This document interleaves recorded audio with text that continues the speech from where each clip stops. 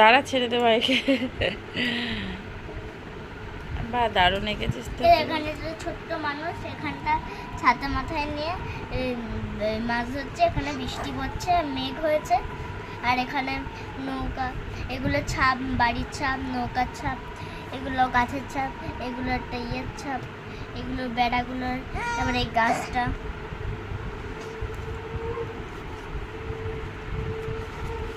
এগুলো অনেক হালকা পেন্সিল দিয়ে করতে হয়, কেন মানে শুধু রং দিয়ে করছে। তাই ডিপ কালার দিয়ে করলে অতটা সুন্দর লাগে না, ডিপ পেন্সিল। ওটা বৌদাদার জন্য, বৌদাদা তো রং করে না, ওটা দিয়ে বৌদাদা নিয়ে আসতে বলে। আর এইবারে মারবো আমি। ওম সোনা,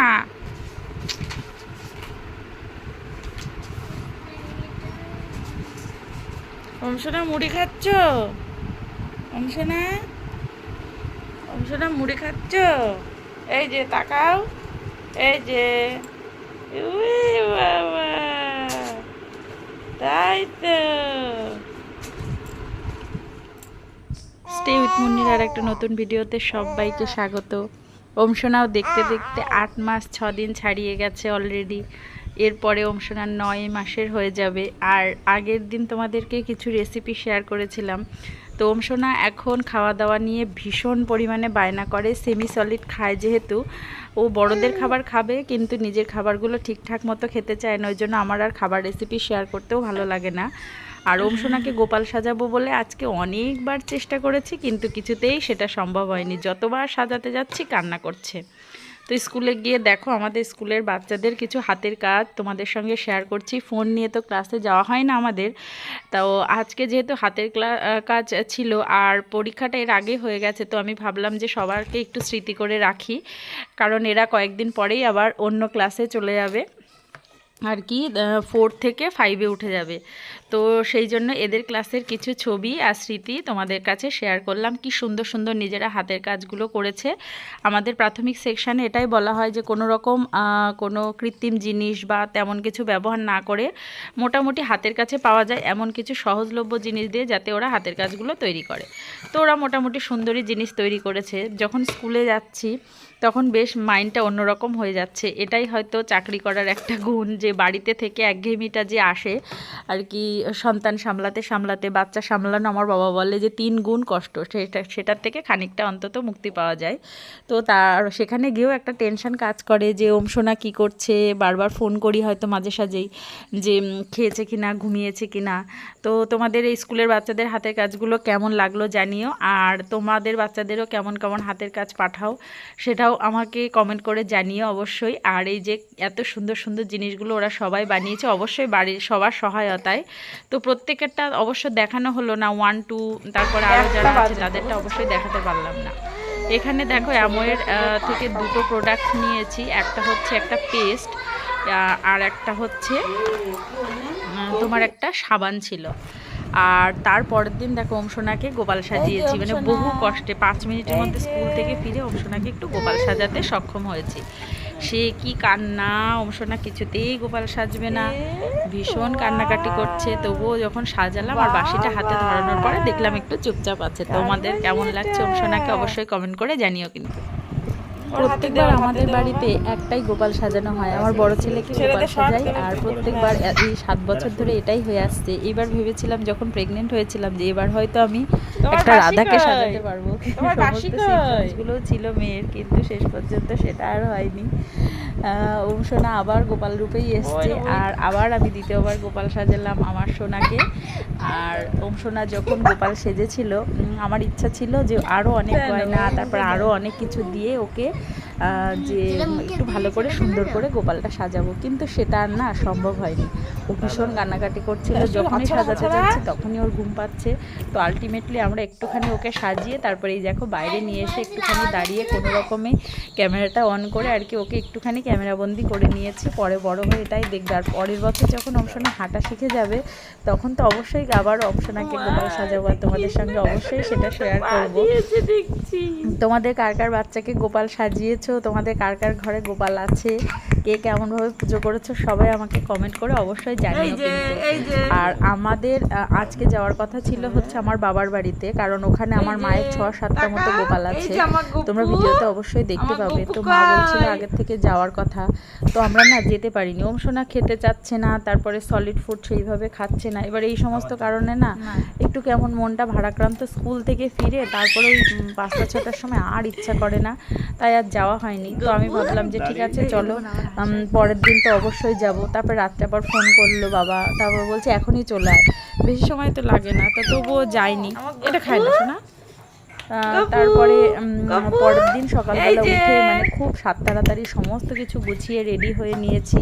হঠাৎ করে রাত্রে আর কি দেখলাম মেসেজ এসছে যে সেই দিন আর কি বন্ধ আর কি 28 তারিখে, কিন্তু আমাদেরকে স্কুলে যেতেই হবে।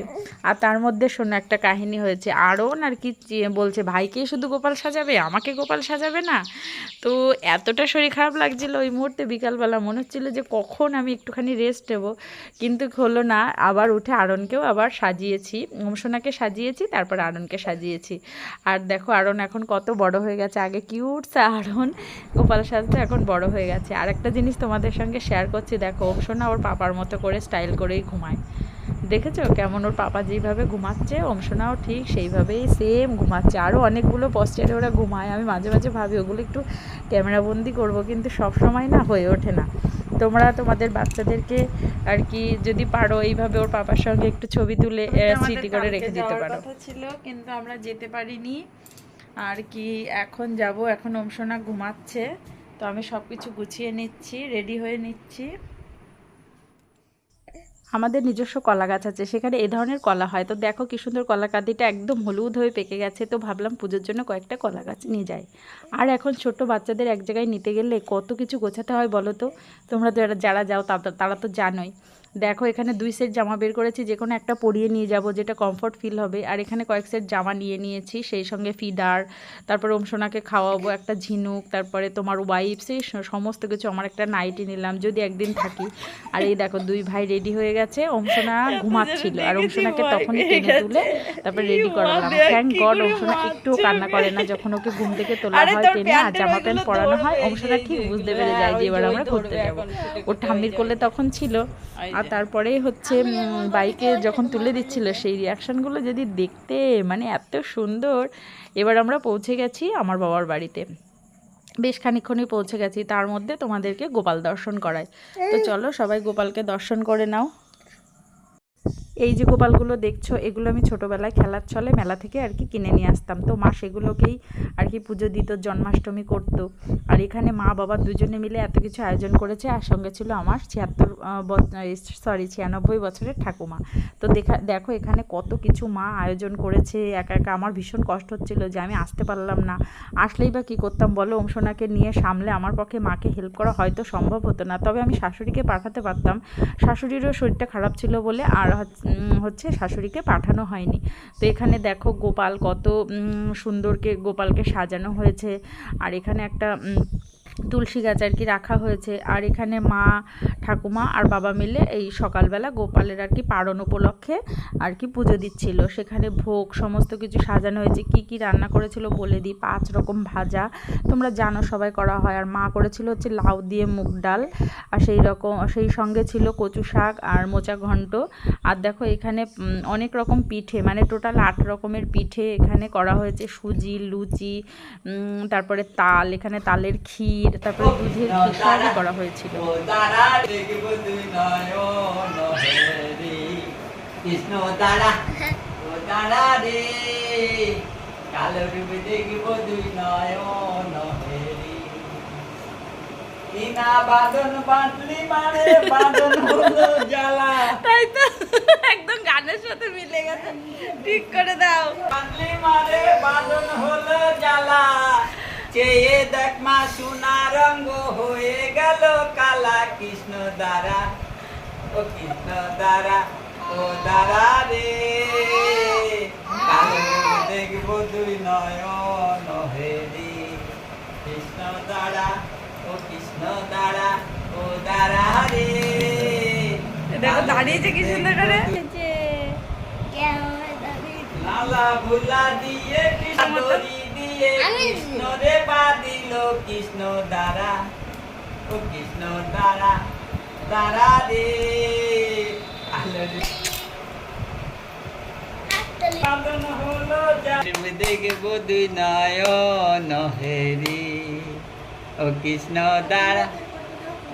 মানে যাবো আমার ওই সাইডে যাবানি। তাই করবো তো।